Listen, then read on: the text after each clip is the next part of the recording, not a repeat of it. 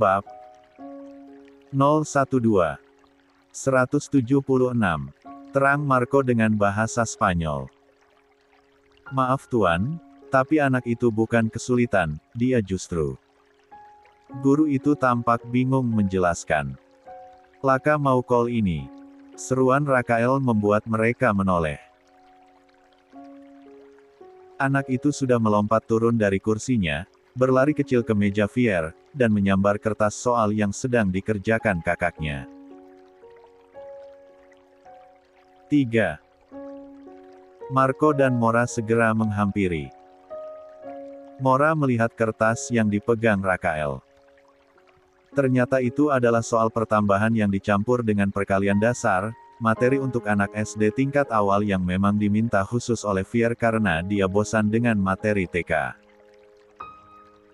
Raka, itu punya Fier. Kamu belum bisa, tegur Mora lembut. Siapa bilang ndak bisa? Tantang Rakael. Raka sudah bisa berhitung. Tanya Marco kaget, menatap ke arah Mora. Mora menggeleng bingung. Aku pikir dia belum bisa. Aku sama sekali tidak tahu. Selama ini dia hanya main mobil-mobilan. Mora memang tak pernah memaksa Rakael belajar, ia ingin Rakael menikmati masa kanak-kanaknya, berbeda dengan Fier yang memang meminta sendiri untuk belajar. Marco menatap Rakael yang memegang pena Fier dengan cara yang benar. Penasaran, Marco mengambil secarik kertas kosong dan pena, lalu menuliskan sebuah soal matematika di sana. Bukan 1+1, melainkan perkalian. Kemudian, ia menyodorkannya pada Rakael. Coba kerjakan ini kalau kau memang bisa. Mora menahan napas. Itu terlalu sulit. Rakael menatap soal itu sekilas. Tanpa ragu, tangan mungilnya mencoret kertas itu. Menulis angka 60 dengan tulisan cakar ayam khas anak kecil, tapi jawabannya tepat. Fier sampai melongo melihat cara adiknya yang begitu cepat. Guru-guru di sana pun terengempatnya. 5. Ini kol gampang kali. Biaca nenek culuh hitung gula cekilo belapa lebu, kembalian belapa. Ini bikalaka, ada lagi nda. Celoteh Rakael santai, seolah dia baru saja ditanya hal mudah. 8. Marco menegakkan tubuhnya. La menatap Mora dengan tatapan tak percaya yang bercampur takjub. Sama halnya dengan Mora yang tak pernah terpikir putranya telah menguasai matematika sebaik itu. Perlahan, senyuman lebar terbit di bibir Marco. Rasa bangga membuncah di D4 danya. Anaknya bukan hanya cerewet, tapi jenius angka. Kamu lihat, Mora. Marco tertawa lepas, menunjuk Rakael yang sedang meminta soal lagi pada Fier. Bibit Ramirez tidak pernah gagal. Genku luar biasa. 5. Marco menoleh pada Mora dengan mata berbinar-binar penuh godaan. Kamu mau menambah anak berkualitas satu lagi. Ayo kita buat baru sekarang. Sayang kalau gen sebagus ini disia-siakan. 14. Wajah Mora memerah padam seketika, campuran antara malu karena ada guru di sana dan kesal dengan kenakalan Marco. MARCO 000. Teriak Mora sambil mencubit lengan pria itu keras-keras, sementara Marco hanya tertawa puas. 177. Melupakan pertengkaran dingin mereka semalam. Namun tanpa mereka duga, Anne berdiri di balik tembok ruangan mendengarkan percakapan mereka. Anak itu. Kupikir dia hanyalah anak-anak biasa, gumamnya. 2. 178. Mode merajuk. Sore itu, cahaya matahari yang mulai meredup menembus jendela kaca besar di ruang keluarga kediaman Ramirez, menciptakan siluet hangat di antara perabotan mewah. Di sofa kulit berwarna coklat tua, Marco duduk santai sambil memangku Rakael.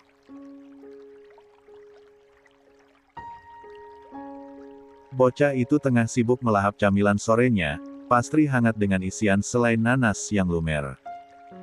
Pipi gembil Rakael menggembung penuh, belepotan remah-remah kue di sudut bibirnya. Kedua tangan mungilnya dengan serakah memegang masing-masing satu potong pastry, seolah takut ada yang merebutnya. Marco mengelus kepala putranya dengan sayang, matanya menatap lekat pada Rakael. Semakin lama ia mengenal si kembar, semakin Marco menyadari sesuatu. Kecerdasan Rakael sangat misterius. Jika Fier cerdas secara akademis dan tenang, Rakael memiliki kecerdasan dan manipulatif yang alami. Dan bagi Marco, ini yang paling berbahaya. 3. Terlihat polos, bermata bulat, dan bicara cadel. Tapi menghanyutkan. Itu cara dia mengelabui mangsa agar lengah, batin Marco menganalisis. 1. Matanya beralih menatap Fier yang sedang berbaring tengkurap di karpet bulu tebal, membaca buku anak ditemani Morai Yareng duduk di sebelahnya. Pemandangan yang damai. Sementara dirinya tetap di sofa, menikmati angin sore yang berhembus pelan dari celah ventilasi. "Dedi," panggil Rakael setelah berhasil menelan kunyahannya yang besar. "Ya, jagoan," balas Marco dengan senyuman lembut, jarinya membersihkan sisa remah di pipi anaknya. "Dedi nda bocan. Bosan." Marco menaikkan alisnya. "Rakael bosan yah di rumah terus. Mau jalan-jalan kemana?" tanya Marco, mengira anaknya ingin keluar rumah. Rakael menenggeleng cepat hingga rambutnya bergoyang. Bukan bocan itu, tapi bocan punya mama. Mama Dedi itu, kayak celigala berbulu ulal, tahunda. Marco mengerutkan kening, menahan tawa. Serigala berbulu domba, itu peribahasa yang benar, Raka.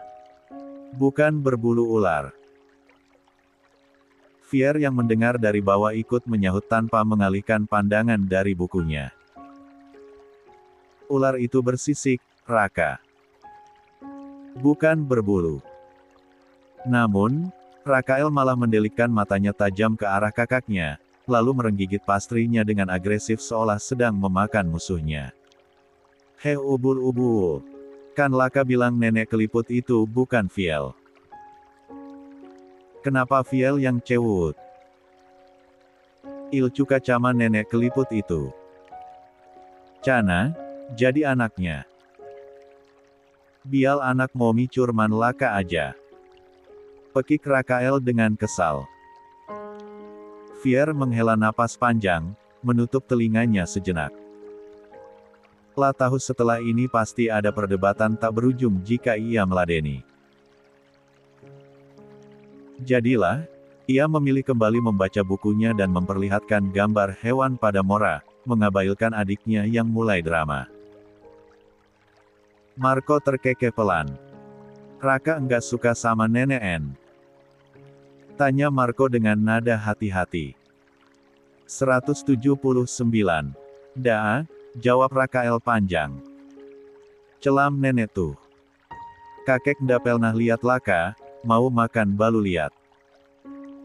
Itu kakek kalau lapel balu keluar kalangnya ya." 2. Pertanyaan polos namun absurd Rakael membuat Marco tertawa keras hingga bahunya berguncang. Lah akhirnya mengerti logika berpikir putranya setelah beberapa hari memahami bahasa planet Rakael. Mora pun yang sedari tadi menyimak ikut tersenyum geli melihat wajah bingung Rakael saat Marco tertawa. Astaga, boy, kakek itu bukan beruang yang keluar kalau lapar. Kakek itu sibuk di kantor jadi harus pulang malam. Besok juga mungkin Dedi sudah mulai sibuk kembali ke kantor. Kamu dan kakak baik-baik di rumah ya? Tunggu Dedi pulang sore hari, ucap Marco memberi pengertian.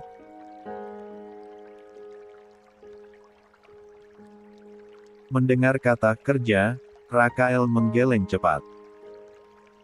Wajahnya berubah serius. Nda ucah kerja, ngapain kerja? Uang Dedi banyak Ci. Kerja kan kalau Dedi keleye. Dedi kan orang kaya, masa maci kerja?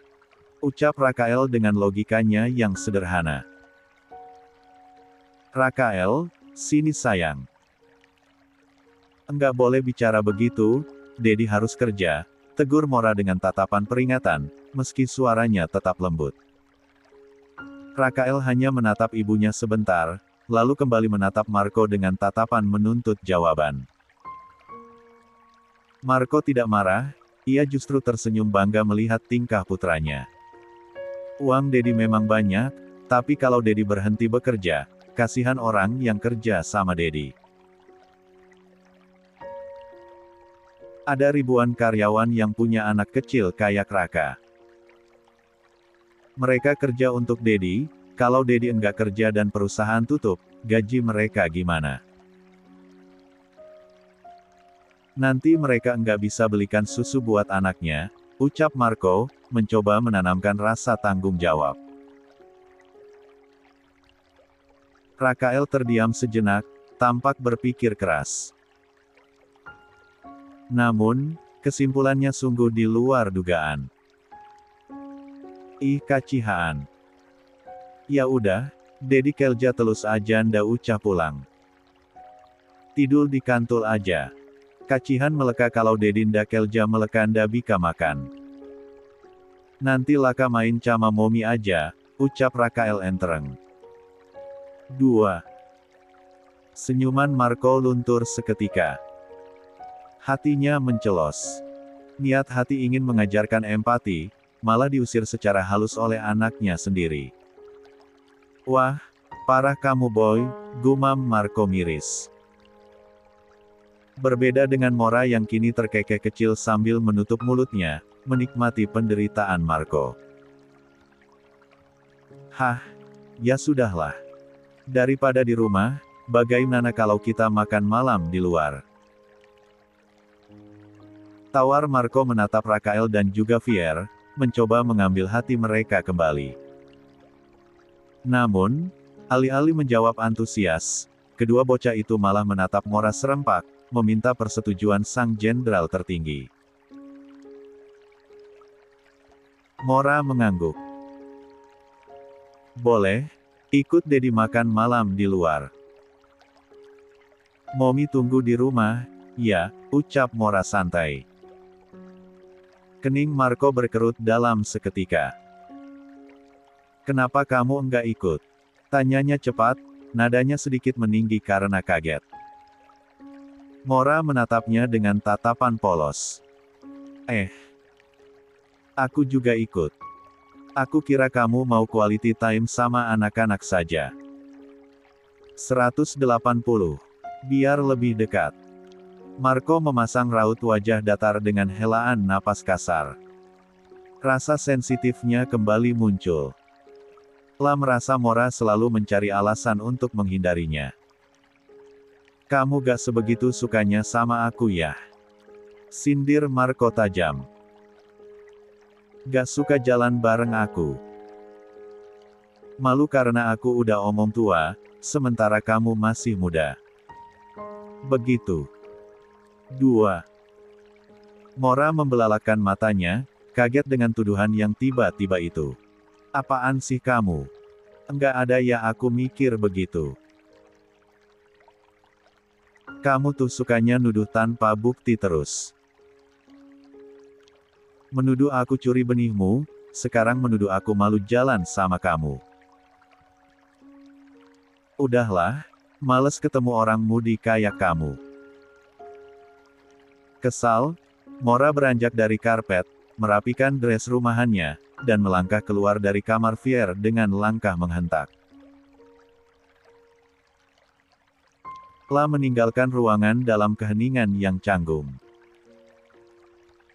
Fier menutup bukunya perlahan, lalu berjalan menghampiri Marco yang tampak frustrasi mengusap wajah.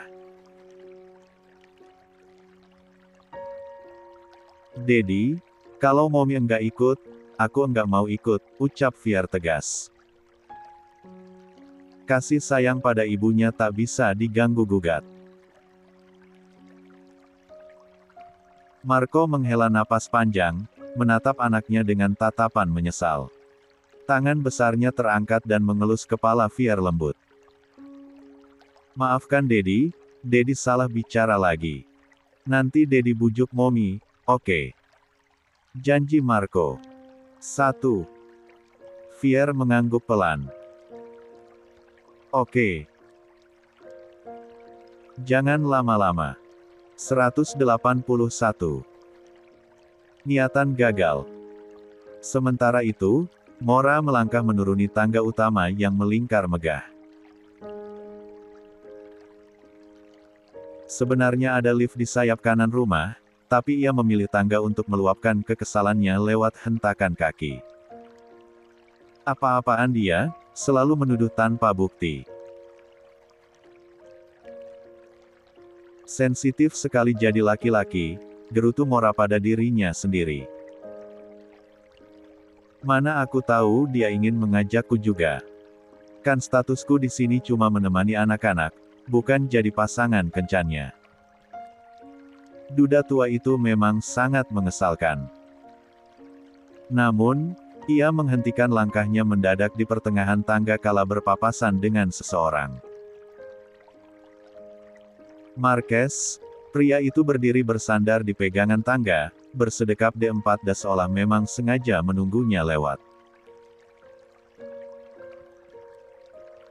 Wajahnya tampan, namun lebih muda dan memiliki sorot mata yang lebih liar dan nakal.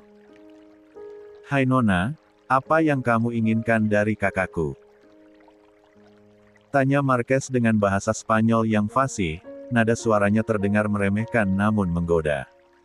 Mora memutar bola matanya malas. Keluarga ini isinya orang-orang aneh semua. Memangnya kakakmu punya apa? Harta. Apa yang harus dibanggakan dengan rumah mewah tapi suasananya sedingin kuburan begini?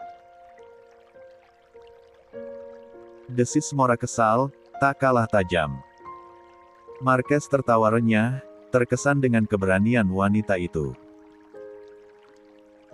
La melangkah naik satu anak tangga, mempersempit jarak. "Kamu harus bisa mengambil hati kakakku.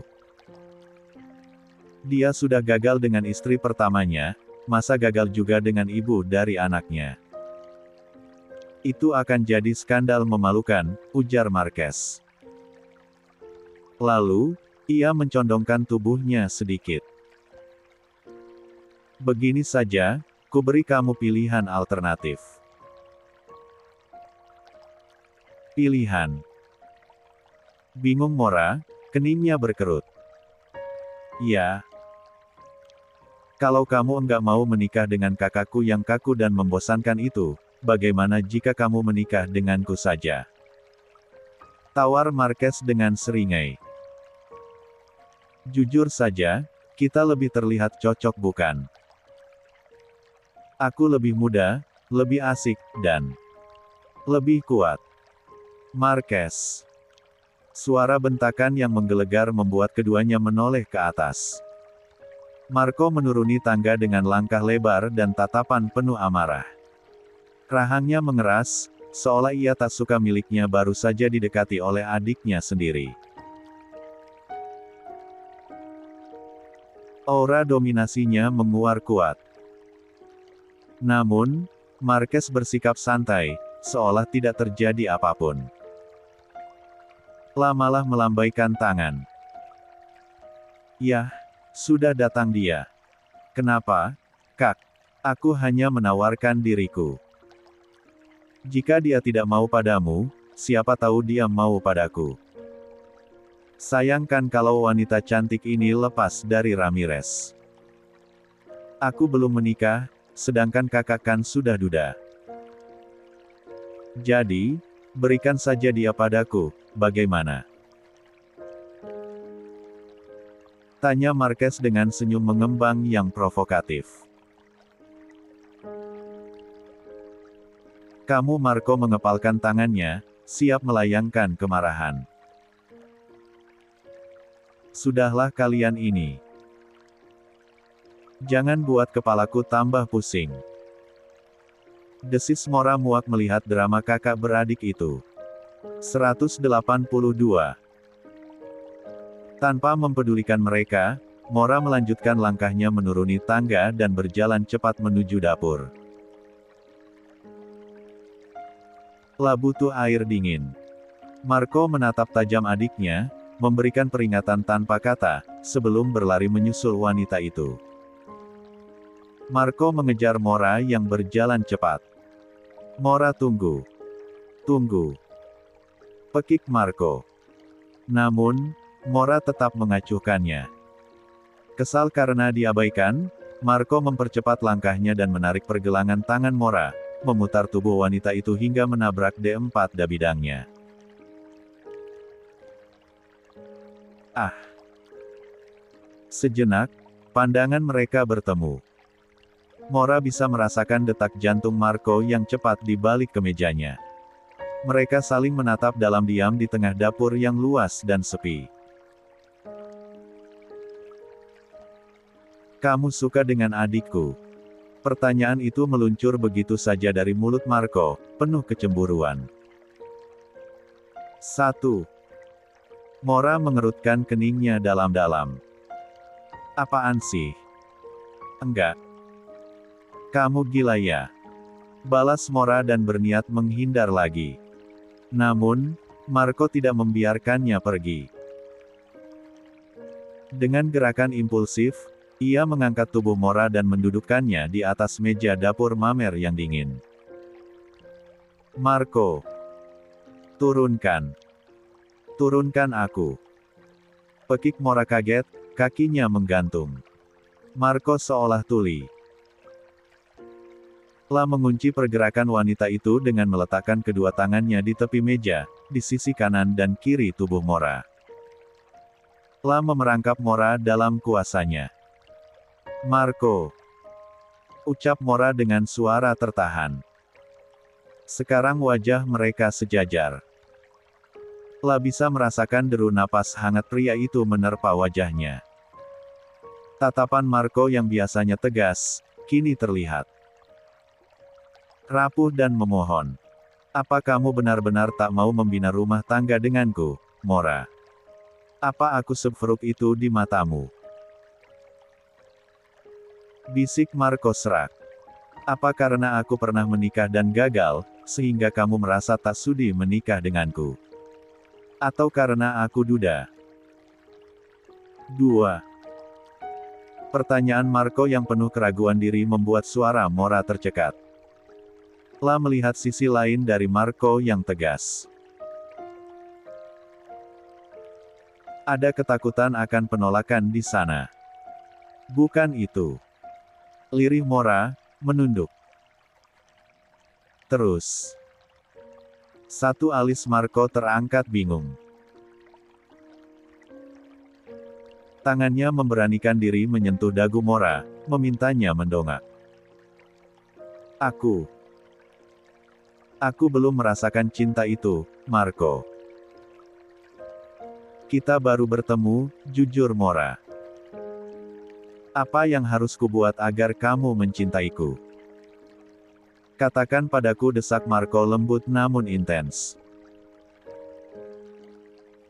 Karena aku sudah berhasil menaruh hati ini untukmu sejak pertama kali melihatmu merawat anak-anak kita. Perkataan Marco membuat Mora tertegun mematung. Jantungnya berdegup kencang. Lah diam tak bergerak, terhipnotis oleh pengakuan itu. Melihat Mora yang diam dan bibirnya yang sedikit terbuka, Marco perlahan mendekatkan wajahnya, berniat mengsatu wanita itu. 183. Apa yang kalian lakukan? Suara berat dan tegas mengejutkan keduanya. Anne berdiri di ambang pintu dapur dengan tatapan menghakimi. Mora lekas mendorong D4 dan Marco dengan panik dan melompat turun dari meja dapur. Wajahnya merah padam karena malu. Sementara Marco memejamkan matanya sejenak, menahan napas kesal karena momennya hancur, lalu berbalik menatap ibunya. "Ma, kita sedang mengobrol saja," ucap Marco membela diri. Mengobrol di atas meja dapur. Memalukan. Kalau papamu lihat, dia pasti marah. Rumah ini punya etika. Tegur Anne pedas. 2. Marco menghela napas pelan, enggan berdebat. La kembali menggandeng tangan Mora erat, seolah mendeklarasikan kepemilikannya di depan ibunya, lalu berlalu pergi. Menghiraukan Anne yang terus memanggil namanya dengan nada tinggi. 184. Berhati-hatilah. Marco membawa Mora langsung ke depan kamar wanita itu. Tanpa permisi, ia membuka pintu dan masuk, diikuti Mora yang bingung. Marco memberikan sebuah paperback besar yang sudah ia siapkan untuk Mora. "Ganti," titah Marco singkat. Mora menatap bingung. La menunjuk gaun yang sedang dipakainya, sebuah dress hitam selutut dengan model punggung terbuka yang elegan. "Ganti. Kenapa? Ini loh udah bagus gaunnya. Cocok buat makan malam." Marco menggeleng, matanya menatap bagian punggung Mora yang terekspos. "Nanti kamu masuk angin. Ada shawl dan jaket, Marco," terang Mora logis. "Enggak," tolak Marco keras kepala. "Terlalu terbuka. Aku enggak mau pelayan restoran atau pengunjung lain lihat punggung kamu." 3. Posesif sekali, desis Mora. "Ya sudah, makan di rumah aja kalau gitu." "Batal," ucap Marco berpura-pura merajuk dan hendak berlalu pergi. Mora menghela napas kasar, tahu bahwa Marco tidak main-main kalau sedang mode kekanak-kanakan begini. La menatap paperback yang Marco berikan, lalu mengangguk pasrah. Oke. Aku ganti." "Sudah sana keluar," usir Mora. Marco tersenyum penuh kemenangan. La melangkah pergi menuju pintu. Mora pun membuka paperback itu dan melihat isinya. Dan ternyata, itu adalah gaun berwarna merah marun yang sangat cantik, namun modelnya jauh lebih tertutup dengan kerah yang sopan. "Dasar pria," gumam Mora. La bersiap melepas resleting gaunnya, tetapi ia terkejut melihat Marco masih berdiri bersandar di bingkai pintu, menontonnya dengan santai. 1. "Kamu ngapain? Udah sana!" teriak Mora sambil menutupi D4 dannya dengan gaun baru. Marco menyeringai nakal. "Setelah kita menikah, gak perlu malu, Mora. Aku akan melihat semuanya," ucap Marco menggoda, lalu segera menutup pintu sebelum dilempar sepatu oleh Mora. 5. "Dasar kobra!" gerutu Mora dengan wajah memanas. Setelah beberapa saat, Mora telah siap dengan gaun merah pemberian Marco. La harus mengakui, gaun ini sangat pas di tubuhnya dan membuatnya terlihat anggun. La pun keluar dari kamar dan mencari keberadaan Marco untuk berangkat. Penasaran karena Marco belum muncul, ia masuk ke kamar Marco yang pintunya sedikit terbuka.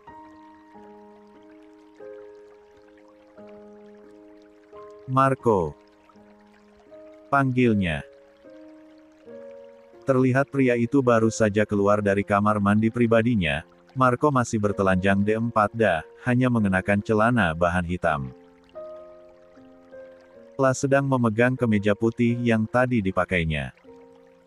Namun, mata jeli Mora menangkap sesuatu. Ada noda merah segar di kemeja putih yang dipegang Marco, dan ada 185. Berhati-hatilah. Marco membawa Mora langsung ke depan kamar wanita itu. Tanpa permisi, ia membuka pintu dan masuk, diikuti Mora yang bingung. Marco memberikan sebuah paperback besar yang sudah ia siapkan untuk Mora. Ganti, titah Marco singkat. Mora menatap bingung. La menunjuk gaun yang sedang dipakainya, sebuah dress hitam selutut dengan model punggung terbuka yang elegan. Ganti. Kenapa? Ini loh udah bagus gaunnya. Cocok buat makan malam. Marco menggeleng, matanya menatap bagian punggung Mora yang terekspos. Nanti kamu masuk angin. Ada shawl dan jaket, Marco, terang Mora logis. Enggak, tolak Marco keras kepala. Terlalu terbuka. Aku enggak mau pelayan restoran atau pengunjung lain lihat punggung kamu. 3. Posesif sekali, desis Mora. Ya sudah, makan di rumah aja kalau gitu. Batal, ucap Marco berpura-pura merajuk dan hendak berlalu pergi. Mora menghela napas kasar, tahu bahwa Marco tidak main-main kalau sedang mode kekanak-kanakan begini. La menatap paperback yang Marco berikan, lalu mengangguk pasrah. Oke, aku ganti. Sudah sana keluar, usir Mora. Marco tersenyum penuh kemenangan. La melangkah pergi menuju pintu. Mora pun membuka paperback itu dan melihat isinya. Dan ternyata, itu adalah gaun berwarna merah marun yang sangat cantik, namun modelnya jauh lebih tertutup dengan kerah yang sopan. Dasar pria, gumam Mora. La bersiap melepas resleting gaunnya, tetapi ia terkejut melihat Marco masih berdiri bersandar di bingkai pintu, menontonnya dengan santai. 1. Kamu ngapain? Udah sana. Teriak Mora sambil menutupi D4D-nya dengan gaun baru. Marco menyeringai nakal. Setelah kita menikah, gak perlu malu, Mora. Aku akan melihat semuanya, ucap Marco menggoda, lalu segera menutup pintu sebelum dilempar sepatu oleh Mora. 5. Dasar kobra. Gerutu Mora dengan wajah memanas. Setelah beberapa saat, Mora telah siap dengan gaun merah pemberian Marco. La harus mengakui, gaun ini sangat pas di tubuhnya dan membuatnya terlihat anggun. La pun keluar dari kamar dan mencari keberadaan Marco untuk berangkat. Penasaran karena Marco belum muncul, ia masuk ke kamar Marco yang pintunya sedikit terbuka. Marco, panggilnya. Terlihat pria itu baru saja keluar dari kamar mandi pribadinya. Marco masih bertelanjang D4D, hanya mengenakan celana bahan hitam. La sedang memegang kemeja putih yang tadi dipakainya. Namun, mata jeli Mora menangkap sesuatu. Ada noda merah segar di kemeja putih yang dipegang Marco, dan ada 186. Tisu dengan bercak D4 rah di atas meja riasnya. 3. Tunggu di luar saja, aku ganti baju dulu, usir Marco cepat-cepat saat menyadari kehadiran Mora. La berusaha menyembunyikan kemeja itu di balik punggungnya. Tetapi Mora tidak sebodoh itu. La mendekat dengan cepat dan menarik kemeja itu dari tangan Marco. D4 rah. Bisik Mora. La menatap wajah Marco. Hidung pria itu tampak sedikit merah di bagian bawahnya, sisa dibersihkan. Mora menatapnya tajam. Kamu sakit. Kamu mimisan lagi. Enggak, elak Marco datar, mengambil kembali kemejanya. Hanya kelelahan saja. Panas dalam, biasa. Mora menghela napas kasar. Kelelahan. Tapi kamu sering seperti ini, Marco. Waktu itu kamu bilang sakit, sekarang mimisan sampai sebanyak ini. Bagaimana aku bisa menaruh hati padamu jika masih banyak yang kamu sembunyikan? Sentak Mora. Matanya berkaca-kaca karena rasa khawatir yang bercampur marah. La merasa dianggap orang asing. 3. Namun, Marco hanya menatapnya tanpa emosi. Wajahnya berubah dingin menutup rapat rahasianya. Sedikit yang kamu tahu, itu lebih baik untukmu, Mora. Keluarlah, aku akan ganti baju baru. Anak-anak sudah menunggu, ucap Marco tegas, lalu berbalik menuju lemari pakaian, memunggungi Mora. 4. Mora bisa melihat punggung tegap pria itu yang tampak kokoh namun menyimpan kerapuhan. Akhirnya, dengan hati kesal, Mora pun keluar dari kamar dan membanting pintu pelan. Mora melangkah ke dapur untuk mengambil kaleng soda dingin. La butuh sesuatu untuk mendinginkan kepalanya dan meredakan emosinya yang meledak-ledak. Apa-apaan dia? Kenapa dia malah sewot begitu?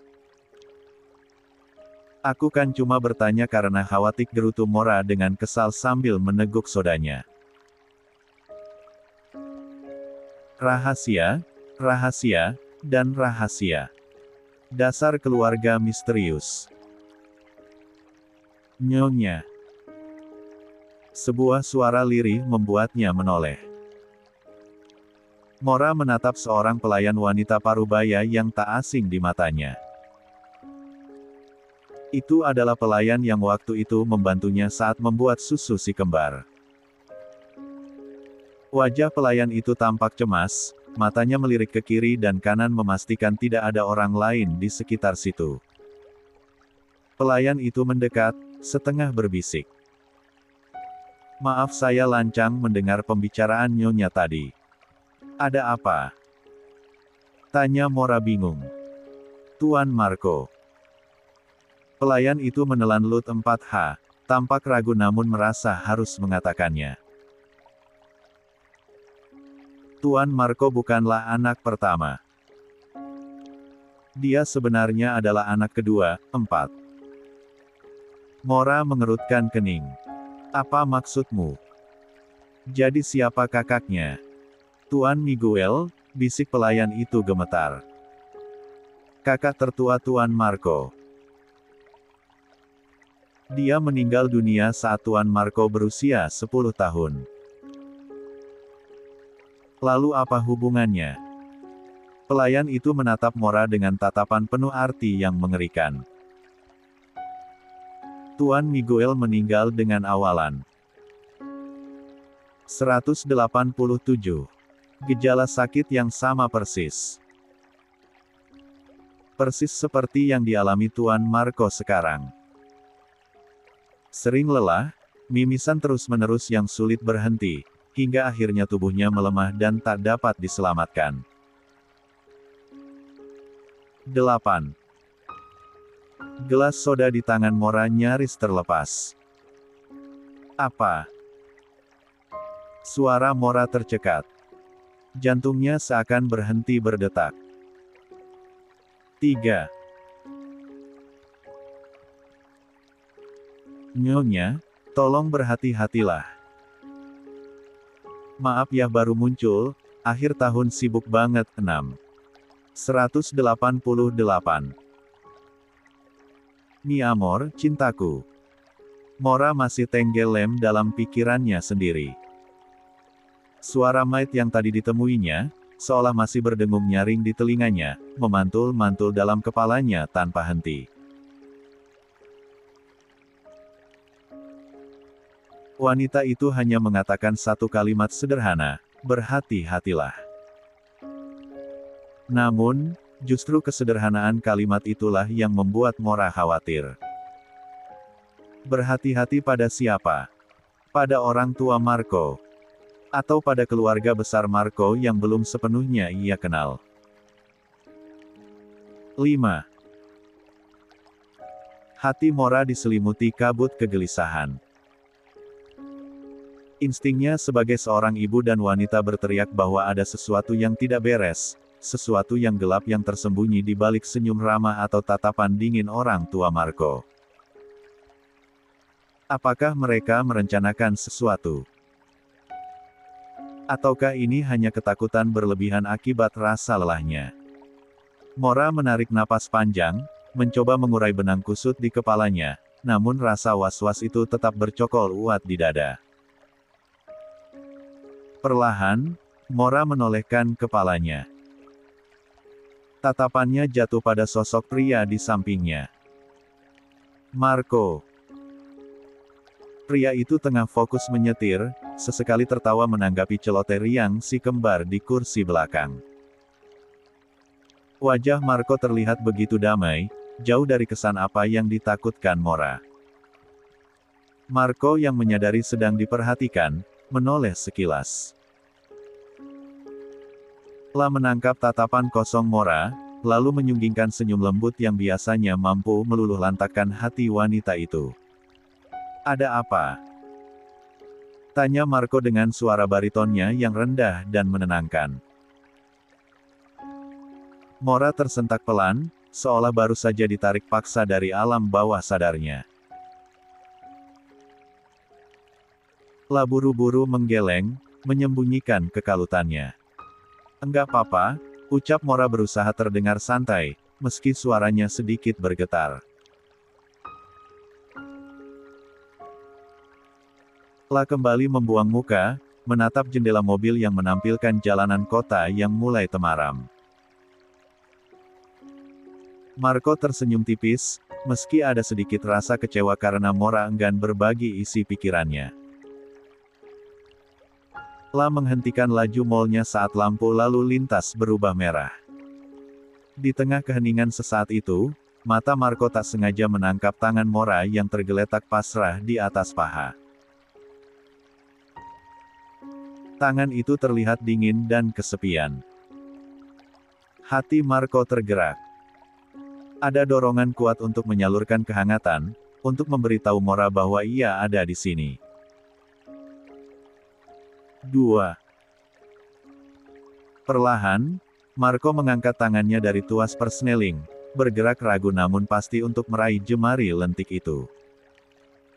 Namun, tepat ketika ujung jarinya hampir bersentuhan dengan kulit Mora, wanita itu tiba-tiba menarik tangannya. Mora merogoh tasnya, mengambil ponsel, dan mulai memainkannya, seolah menghindari sentuhan itu. 1. Gerakan itu halus, namun bagi Marco, rasanya seperti tamparan. Tangan Marco membeku di udara selama sepersekian detik sebelum ia menariknya kembali dengan canggung. Lah kembali mencengkeram setir kemudi, kali ini lebih erat dari sebelumnya. Kuku-kuku jarinya memutih. Suasana di dalam mobil yang tadinya hangat berubah menjadi kaku dan dingin. 1. Sementara itu, di kursi belakang, sepasang mata polos memperhatikan interaksi janggal kedua orang tuanya. Rakael, dengan wajah bingungnya, menatap punggung Dedi dan mominya bergantian.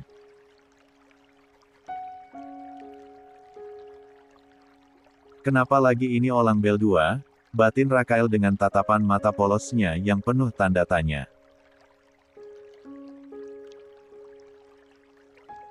La tidak mengerti dunia orang dewasa, tapi ia tahu atmosfer di depannya sedang tidak asik. 5. Lampu lalu lintas kembali hijau. Marco menginjak pedal gas, melajukan mobil membelah jalanan Spanyol. Tidak ada percakapan berarti hingga akhirnya mereka tiba di sebuah bangunan megah. Marco memarkirkan mobilnya dengan rapi, lalu bergegas turun.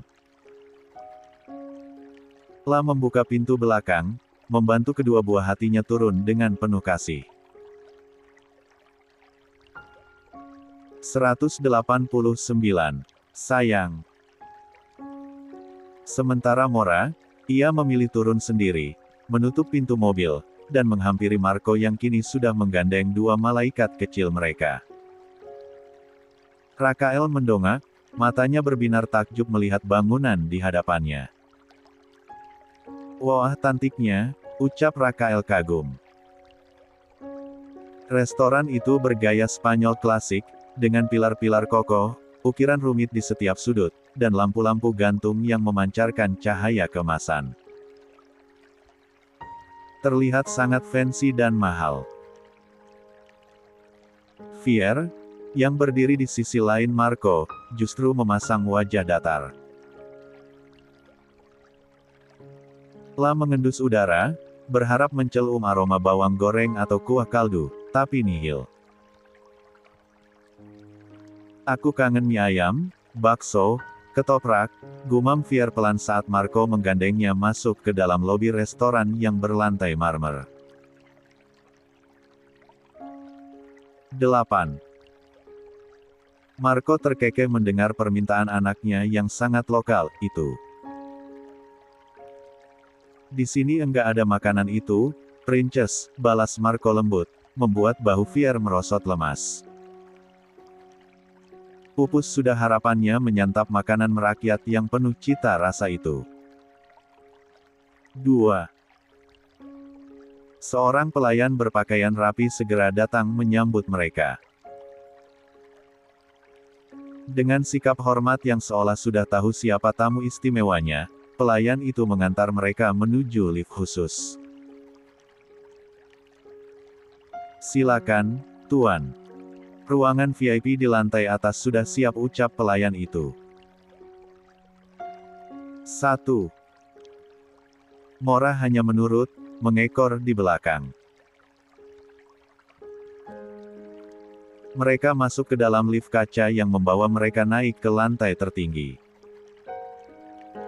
Saat pintu lift terbuka, hamparan pemandangan menakjubkan langsung menyambut mereka. Dinding ruangan itu didominasi oleh kaca transparan dari lantai hingga langit-langit, menampilkan kota Spanyol di malam hari. Kelap-kelip lampu kota tampak seperti hamparan berlian yang ditabur di atas beludru hitam. Indah, romantis, dan memabukkan. Kita duduk di sini, ajak Marco, memecah kekaguman Mora. La mengangkat tubuh mungil Rakael dan mendudukkannya di kursi tinggi khusus anak, baru setelahnya membantu Fier. Ayo duduk, ajak Marco pada Mora, menunjuk sebuah kursi dengan pemandangan terbaik. Mora mengangguk pelan. La menarik kursi untuk dirinya sendiri, melepas jaket tebalnya, dan menyampirkannya di sandaran kursi. Namun, saat ia hendak duduk, matanya menangkap sesuatu di kursi sebelahnya. Sebuah buket mawar merah besar tergeletak di sana. Mawar-mawar itu terlihat segar, merah menyala, dan sangat cantik. Kening Mora berkerut dalam. La menatap Marco dengan bingung dan sedikit panik. Pikirannya yang sedang kalut membuatnya berpikir terlalu jauh. Sepertinya kursi ini sudah dipesan. Marco, ayo kita pindah ke tempat lain. Kursinya sudah dipesan orang, takutnya akan terjadi masalah nanti, ucap Mora dengan nada khawatir. La tidak ingin merusak malam ini dengan pertengkaran merebutkan kursi orang lain.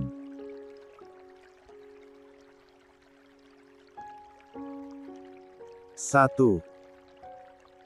Marco, yang sedang membuka buku menu, menghentikan gerakannya. La mengangkat wajah, menatap Mora dengan sorot mata geli namun hangat. La melihat kepanikan lucu di wajah wanitanya. Bunga itu milikmu, bukan milik orang lain, ucap Marco tenang. Milikku. Mora mematung, otaknya memproses informasi itu dengan lambat. Bingung Mora. 190. Ya, bunga itu milikmu. 2. Marco berdiri dari kursinya. La berjalan memutari meja, mengambil buket mawar besar itu. Lalu, dengan gerakan yang sangat halus, ia berdiri di belakang Mora. Marco menyodorkan buket bunga itu ke depan D4 Mora, sementara tubuhnya sedikit membungkuk, menciptakan ilusi seolah ia sedang memeluk Mora dari belakang. Aroma parfum maskulin Marco bercampur dengan wangi mawar segar seketika memenuhi indera penciuman Mora. 2. Mora terkejut bukan main. Jantungnya berdegup kencang, memompa D4 rah naik ke wajahnya. Pipinya memanas, semerah mawar di hadapannya. Dengan tangan gemetar karena gugup, ia mengambil alih bunga itu dan memeluknya. Terima kasih. Cicit Mora pelan, hampir tak terdengar. Marco mendekatkan wajahnya ke sisi telinga Mora, lalu berbisik dengan suara berat yang menggoda. Por supuesto, mi amo. 9. Tentu saja, cintaku. 2. 191. Tingkah ajaib Rakael. Panggilan sayang dalam bahasa Spanyol itu sukses membuat jantung Mora semakin berdegup tak karuan, seolah ingin melompat keluar dari rongga D4 danya.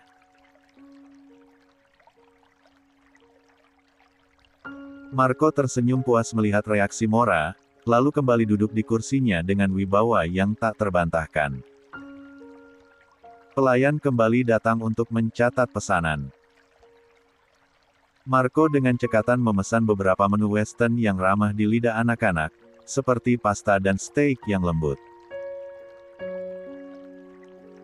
Sementara Mora, yang masih berusaha menormalkan detak jantungnya, hanya menunjuk menu sederhana.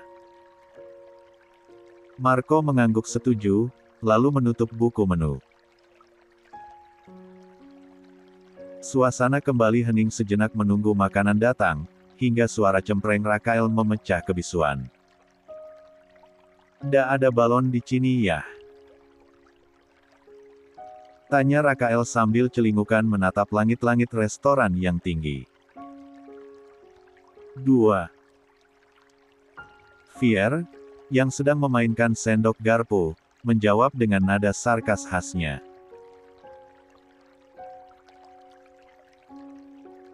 "Napas orang di sini dikit, gak cukup buat balon," balas Fier asal. 4.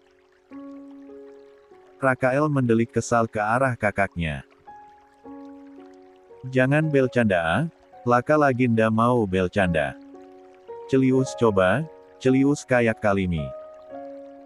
Seru Rakael kesal, bibirnya mengerucut lucu. 10. Anak itu tampak bosan. La memutuskan turun dari kursinya yang tinggi. Kaki kecilnya menapak lantai marmer, dan ia mulai berjalan-jalan kecil di sekitar meja mereka, menatap sekeliling restoran yang mulai ramai. Tiba-tiba, mata bulatnya membelat sempurna. Mulut kecilnya terbuka membentuk huruf 0. 2. Di sudut sana, Rakael melihat seorang wanita yang sangat cantik. Tubuhnya meliuk indah bak gitar Spanyol, mengenakan gaun malam yang cukup terbuka dan glamor. Namun, yang membuat Rakael terheran-heran adalah pria yang digandeng wanita itu. Pria itu bertubuh pendek, agak buncit, dan menurut pengamatan polos Rakael, wajahnya sangat kontras dengan kecantikan si wanita. 4. Kenapa Raka? Fier yang melihat adiknya bengong segera menghampiri. Rakael menoleh pada Fier dengan wajah serius, seolah sedang memikirkan masalah negara. Laka kalau jujul bel kalah nda. Nda enak sebenarnya pelacaan Laka bilangnya tapi. Dicimpan di luang hati Dili ini nda enak juga, bisiknya dramatis. 8. Fier mengerjapkan matanya bingung, tidak paham dengan bahasa alien adiknya. Kamu ngomong apa sih? 2. Rakael menarik tangan Fier, menunjuk pasangan yang tadi ia lihat. Gini Fiel, lihat itu orang bel 2 itu. Ontinya cantik kali, tapi lihat pacalnya. Nda benelkan mukanya. 8. Fier menyipitkan matanya, mengikuti arah telunjuk Rakael. Saat ia menyadari apa yang dimaksud adiknya, matanya membulat sempurna dengan ekspresi syok. La tidak menyangka Rakael akan mengomentari fisik orang lain setajam itu. Raka, enggak boleh gitu. Kamu enggak sopan, body shaming namanya. Tegur Fier tegas. Suaranya sedikit meninggi karena kaget. Teguran itu membuat Rakael terlonjak kaget. Tubuhnya tersentak. La merasa disalahkan padahal niatnya hanya menyampaikan observasi visualnya. Rasa kesal mulai merambati D4 danya. 192. I apaan Ci Fiel? Rakael mulai merengek dengan nada tinggi, emosinya meluap. Tadi kan Laka sudah bilang Laka bel kalah nda kalau bilang. Fiel malah, cekalang malah lagi.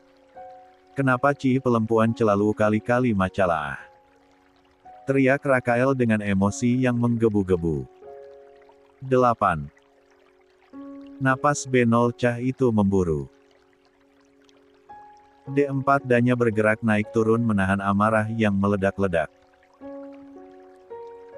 Wajahnya memerah padam. Teriakan Rakael tentu saja menarik perhatian beberapa pengunjung lain, membuat suasana menjadi sedikit kacau. Melihat situasi mulai tidak kondusif, Marco segera bangkit dari kursinya. La menghampiri kedua anaknya dengan langkah lebar namun tenang. La berlutut di hadapan mereka, mengelus kepala Rakael dan Fier bergantian dengan sayang untuk meredakan ketegangan. Kenapa ini? Ada apa ribut-ribut? Tanya Marco lembut. Fier langsung mengadu, merasa tindakannya benar. Ini Rakael body shaming orang, dat. Rakael yang merasa dipojokkan langsung membela diri sekuat tenaga. Matanya berkaca-kaca karena frustrasi. Laka nda body shaming, Laka cuman bilang jujur. Maca Laka halus bilang dia milik Fiel. Kanda mungkin. Teriak Rakael kesal, suaranya melengking memenuhi ruangan VIP itu. Oh. Fier membuka mulutnya, hendak membalas argumen adiknya yang tidak masuk akal itu. Namun, Mora bertindak cepat. La segera menarik Fier menjauh, membawanya kembali duduk di meja makan agar tidak memperkeruh. Suasana. Sementara itu, Marco kini berhadapan langsung dengan Rakael yang sedang tantrum. La meraih tubuh mungil Rakael ke dalam gendongannya, mendekapnya erat, dan mengelus D4 anak itu untuk menenangkannya. Set, sudah ya. Kakak kan perempuan, Raka nggak boleh marah-marah sama perempuan. Laki-laki harus melindungi perempuan, bukan meneriakinya, nasihat Marco dengan nada bijak seorang ayah. 1. Rakael menatap wajah ayahnya lekat-lekat. Air matanya masih menggenang, tapi bibirnya mencebik sinis. Ingatannya yang tajam memutar kembali kejadian-kejadian di rumah. Dedi juga malah-malah ke Momi Laka. Balas anak itu telak.